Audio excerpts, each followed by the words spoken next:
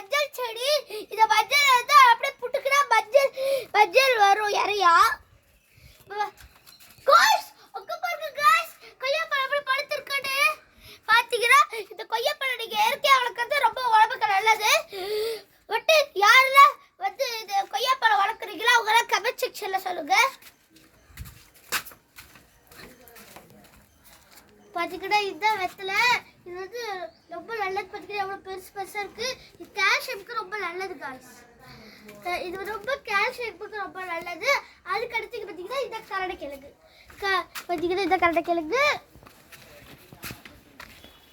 இந்த கரணைக்கிழங்கு, இந்த கரணைக்கிழங்கு. அடுத்து அங்க பாருங்க காய்ஸ், அதான் வந்து வாழை மரம்.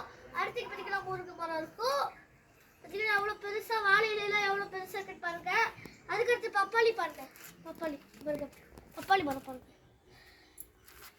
இந்த மாதிரி யாரெல்லாம் உங்க வீட்டுல வந்து வெத்தலை வெத்தலை வச்சிருக்கீங்களோ வந்து கமெண்ட் பண்ணுங்க. யாரெல்லாம் வந்து வெத்தலை பிடிக்குமோ அவங்களாம் லைக் பண்ணுங்க.